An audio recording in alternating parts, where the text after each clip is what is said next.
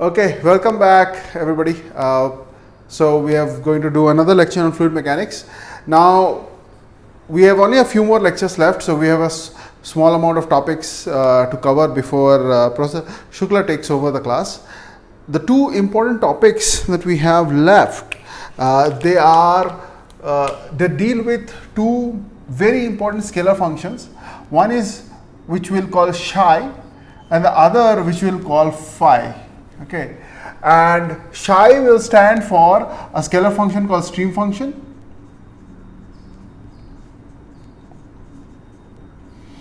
and this will stand for the potential function, okay, related to potential flows. So we will look at these. Right now, let us just focus on the stream function part. I've introduced stream functions in the past before to you, but it's a good idea to just quickly go over that one more time. So stream function is a scalar function. Okay. Let me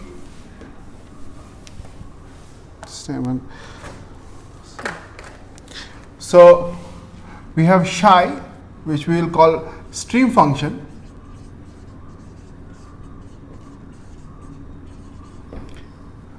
It is a scalar function, okay, such that it automatically satisfies continuity. Okay. By continuity we mean the mass conservation equation in the differential form, right? So this is going to be a very important function. Now we cannot define stream functions for all cases, and I hope that you understand. This probably gives you an idea why stream functions are important, because this is a single scalar function, okay, and in a generic in a generic continuity equation, you will have, it's a three-dimensional flow. You will have ux, uy, uz. Right? You have multiple variables to deal with, but the idea is, are there situations where we can simplify this and replace the entire complex continuity equation which has so many variables with a single variable? Okay. So first thing is, for what we see is that for steady flows, for steady 2D incompressible flows,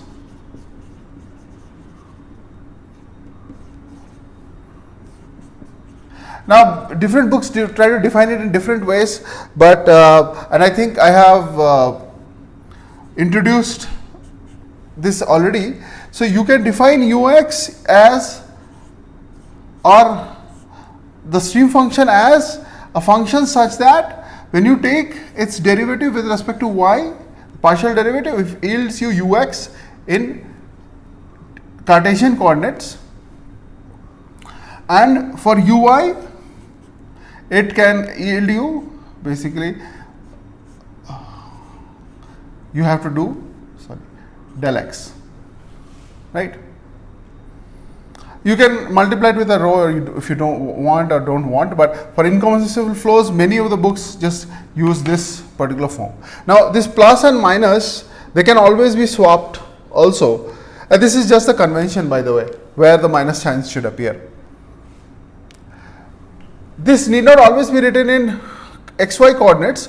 In rz coordinate, r theta coordinate, you can also define a ur, which is 1 by, in r theta coordinate, psi is going to now be a function of, so here it is implicit that psi is a function of x comma y. Right? I have not written it, but that's implicit in the way I have written it. In polar coordinates, if I have to write, then I will write it as psi theta ur as being equal to 1 by r del psi del theta, and u theta as minus del psi del r. Similarly, here it is implicit that this is now a function of r comma theta. Okay, you may or may not want to write it. It's sort of obvious in these cases. Okay. Now we also saw that the stream function is constant along a streamline.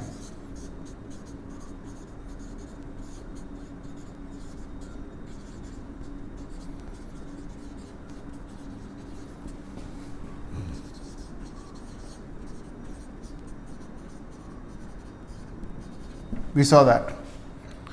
Moreover, if you have two streamlines with, let's say, the associated stream functions being psi1 and psi2, then the flow across a given cross section here, this q can be related to psi1 and psi2, the numerical values. Okay. So if these are the stream functions, streamlines, and the stream function values here for this stream function streamline is psi1, and for this streamline it is psi2, then the flow rate across a cross sectional area which divides this two streamlines q is q, and that can be related to psi1 and psi2. I'd like you to go ahead and take a look at what it can be. Okay, so give it a shot if you can.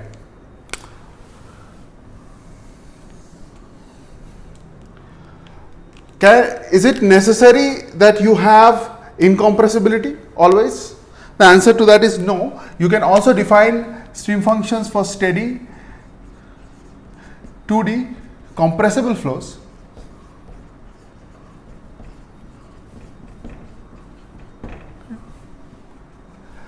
And here the continuity equation is very simple, right? This is what is being satisfied by these two stream functions. But if you have to do the compressible version of it, but you still have steady, okay? So it's not an unsteady flow. Still have a steady flow and it's two-dimensional. In that case, you can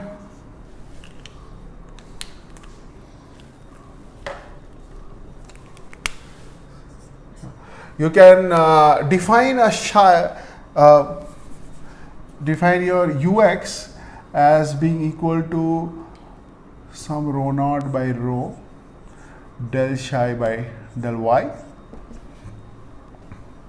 and ui as negative of some rho naught by rho del psi by del x, where rho is current density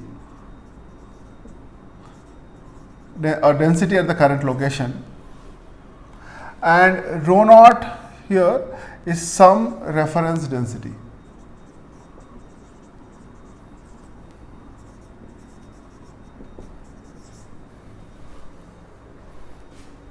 Okay. And the continuity equation being satisfied here is, so my rho is still inside. So you can easily see that this formulation will satisfy this continuity equation. Okay. You can also define a stream function for the special case of axisymmetric flows. So let's say you have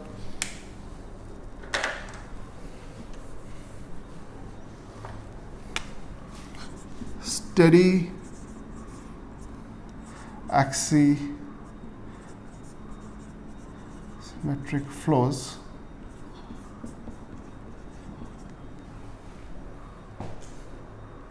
And then you have, so let's say that the flow is such that this is Z, this is R, and it is axisymmetric. Okay, so the flow is in RZ. Then you can still define a stream function here. Now this stream function will be a function of R comma Z. Okay, so this is still a 2D flow. Okay. So the axisymmetric assumption implies a two-dimensional nature of the flow. So then your stream function psi can still be defined as, or rather, sorry, the velocity, and that's how we are doing it, defined such that your UR and you have UZ, okay, you will have here as U1 by R del psi by del z, and ur as 1 by r del psi by del r. And the continuity equations being satisfied here should be 1 by r del r ur. Okay.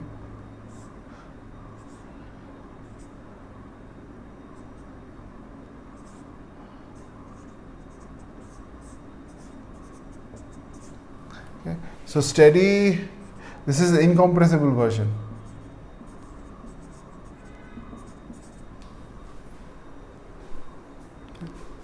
I think. So with that, I think I have covered most of it. Just 1 second. I just quickly want to check. And I think I should be fine. Yeah. Yeah, I have covered most of what I had written down. So finally, the important thing is you cannot have stream functions, no stream functions for arbitrary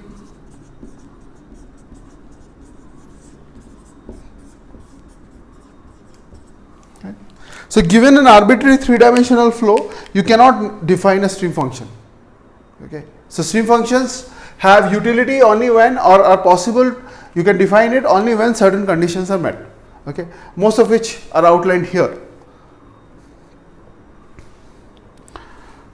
Now the reason stream functions are important is because, just a second, let me erase the board. Okay, you've gotten it. I'm just going to erase this.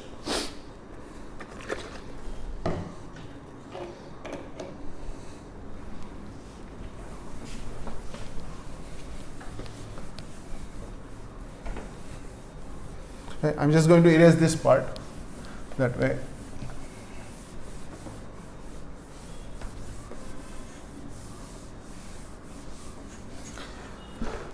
So most of the examples we will deal with, they will automatically assume incompressible, steady, two-dimensional flows when we are dealing with it.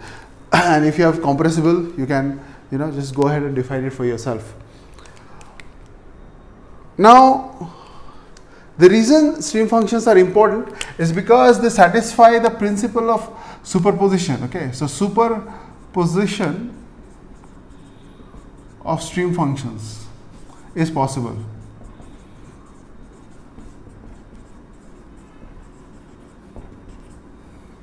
What does this mean?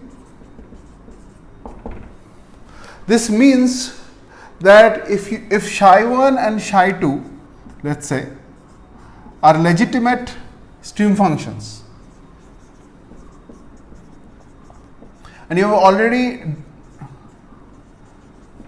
taken care of this part, that they are legitimate stream functions, then you can define a new superposed stream function psi, which is just going to be a simple mathematical addition of them, and this psi s here, this also satisfies automatically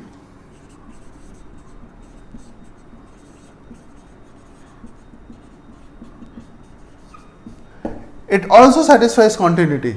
It's really easy for you to see. Okay, I don't have to do it.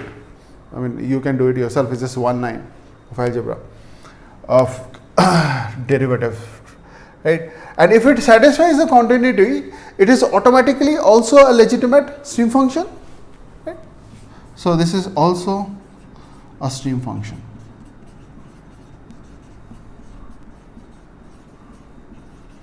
This very interesting behavior of psi allows us to treat stream functions in building block manner, where what we do is we create building block stream functions which satisfy the continuity, and then they represent certain type of flows, and then superpose them to create much more complicated flows. So this is what makes stream functions extremely important to us. So let us take a look at some of these building block stream functions.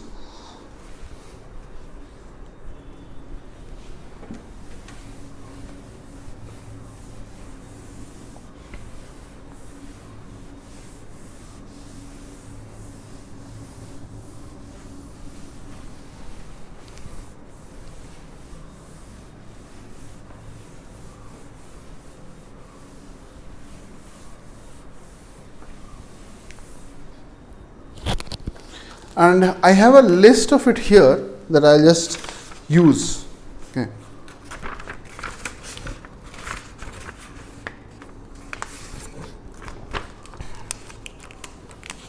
Let me just use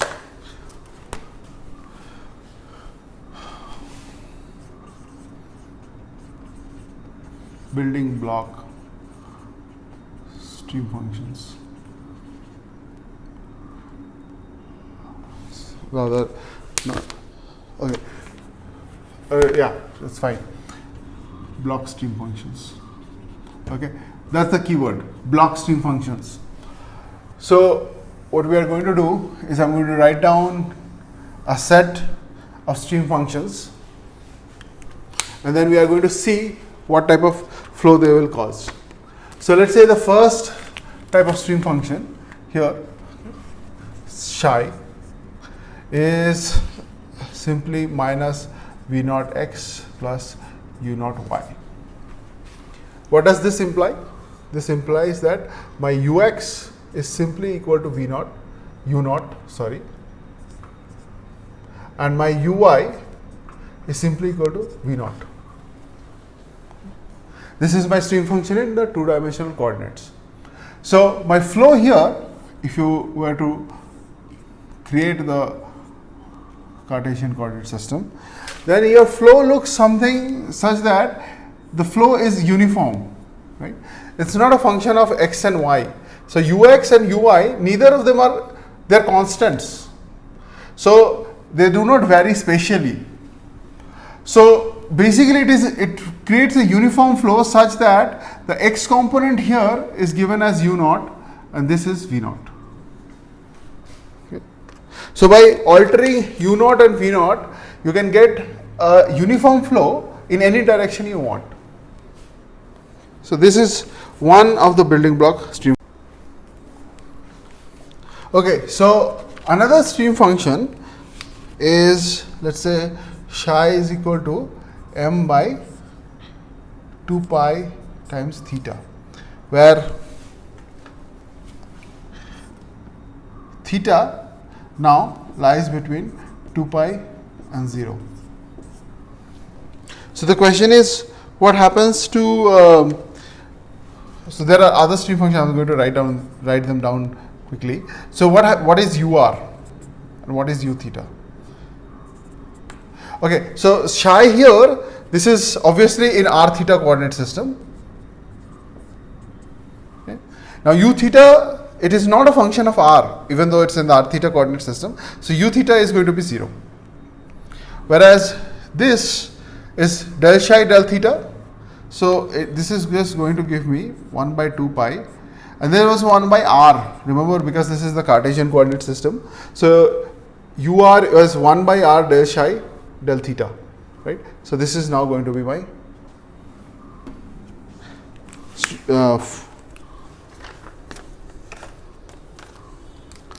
my flow. So if we were to look at flow for this kind of a system, what does the flow look like? See, the flow only has a radial characteristic, okay, and there is no theta component. So the flow basically goes out from a given point. Okay. So the flow is radially outwards always. Although it is a function of r, the flow is always radially outward. Okay. So ur being positive means this flow is always directed out. If m is, so this is if m is greater than 0. If m is lesser than 0, it would just look the same, except that the flows are now going to be inwards. Right? So this is for m less than 0. This is also called a line source flow, and this is a uniform stream. This is also named as uniform stream, and this is also known as line source flow. Right. And M here, the value of M, this is the sink strength. Okay. So M is sink strength. The higher the M, the other my inks are sort of, because I am writing a lot, the inks are running out. Okay. We'll just do the same thing again. So third type is something called as a free line vortex. Okay. Now, okay, so these are already, these you don't need to always memorize. Okay, so these are things that people have looked at and they've found them to be useful, and then they've classified them.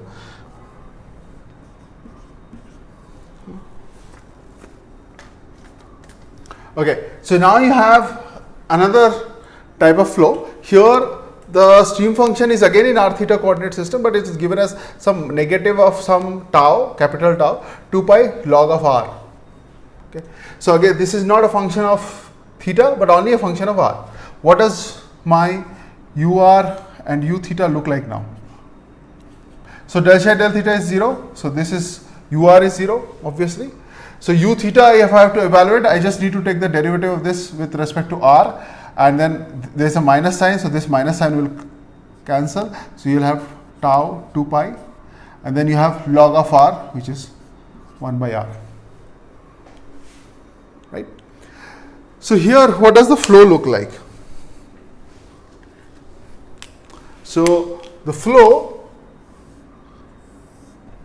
see, there is no radial velocity at all. This is only a theta dependence. So the flow is actually just going around in circles.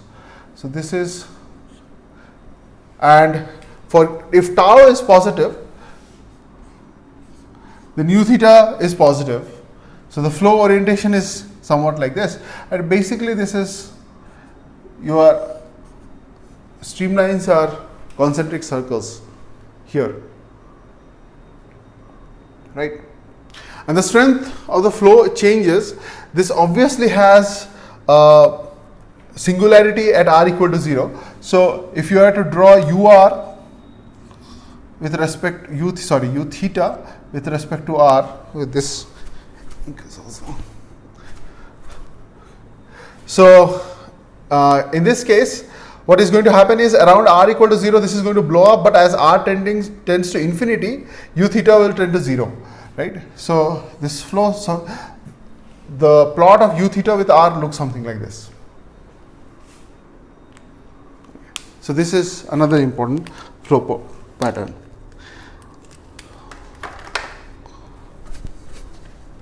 Okay, now for another case, number 4, and this is what is called as a forced line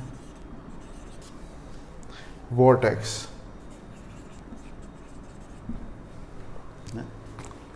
And in a forced line vortex, your psi is now defined as, again, this is a function of r comma theta, and this is given as minus k r square by 2. So what is ur and u theta again? See, again you have a dependence only on r for this, so ur is 0. U theta for this is again derivative of this quantity with respect to r, the partial derivative.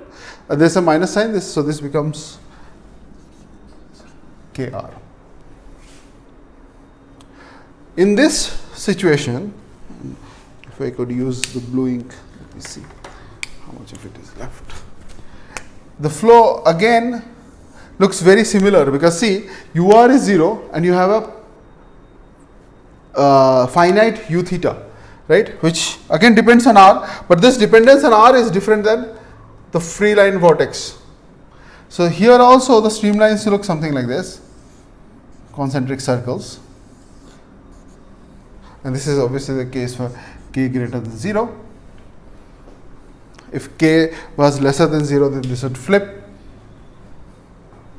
right? Okay, let's see, we have a few more.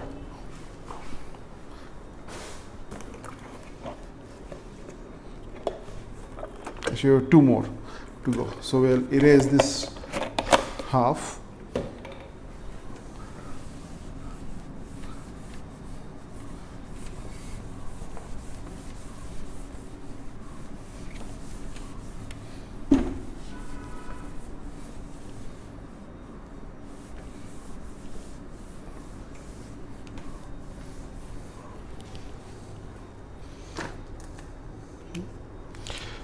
This one is called shear flow. So this is for shear flow. And in shear flow, you have psi. This is a function of x and y, Cartesian coordinates, and this is given as a y square. Okay. So how does ux look like? Ux is simple to ay, and what is uy? Uy is 0 because there's no functional dependence on x. So what does the flow look like in this particular case? So the flow is only a function of, so at y equal to 0, ux is 0. So at y equal to 0, ux is 0. Uy is also 0, obviously.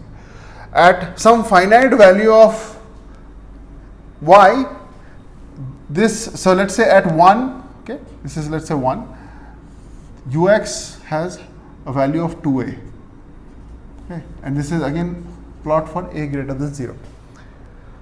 And for all other values, this is just linearly increasing. So what I can do is I can draw this linear line, and this is what the flow looks like. This is a flow which represents pure shear.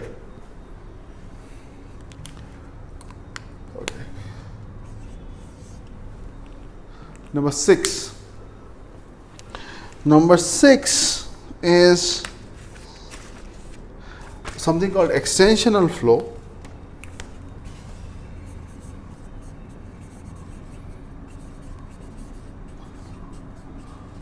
And for this, psi is given as, psi is again a function of x comma y, and this is ax y. Okay. You've already seen this, by the way. So here, I think I've dealt with an example related to this. So ux is my a x, okay? This is a partial derivative with respect to y. My uy is minus a y. So what does the flow profile look like? I've already done this, if I remember correctly. So you can just go back. This will look like a hyperbola, like that. The stream functions. Okay. So because when this, if the stream function is constant, that means axy equal to some constant, which tells you that x and y are inversely related, which is what happens for a hyperbola. I think I'm done with the, yeah. Okay, so these are some of the important building block functions that are used when we are looking at stream functions. And the reason these building blocks are important is because, as I said, superposition of stream functions leads to another stream function. So if I were to add this stream function, let's say the free line vortex stream function with an extensional flow psi, okay, here, okay, there's a problem that this is in the xy coordinate, this is in the r theta coordinate. So let's say I add the free line vortex and a forced line vortex. I can do that, and that resultant psi is going to be also a stream function. So that can represent another type of flow, another realistic flow. Similarly, I can add shear flow and extensional flow, and that will give me another realistic flow pattern, right, where both shear and extensional characteristics are present. So this makes things very, very important, and what I want to leave you with is something of a sort of a homework problem for you to do. This is going to be important.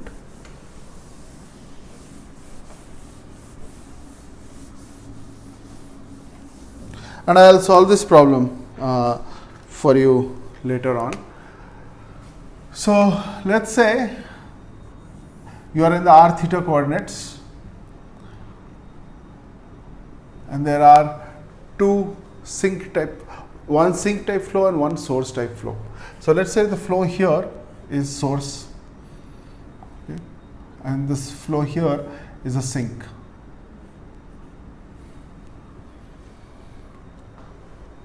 So now this source here is located at distance a in the positive direction, and this sink is located at a, and this is located at minus a. And let's say you have a given point here. So this is at r and this is at theta.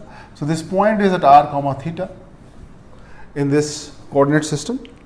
With respect to these two individual units, this makes an angle of theta 2, let's say. This makes an angle of theta 1. Okay. And if I remember correctly, my function is m by 2 pi. For this, my stream function is some theta 1 positive, and for my other one, it's a sink. So this is, let's say the two sinks are equal in magnitude, so it is still minus m by 2 pi, and now you have theta 2. And now you want to add these two together. So you want to create a superposition stream function, which is psi 1 plus psi 2, which means m by 2 pi theta 1 minus theta 2. But now this is with individual theta 1s, theta 2. But I want to represent it in some function of theta, which means this coordinate centered around this particular origin. So the question is, what is this function? So can you find the correct stream function where I have placed one source, one sink at distance a from the origin, equidistant. They have the same strength. One is a source, one is a sink. So the signs are changed, right? So can you add these together and can you get this? Okay. So please do this problem.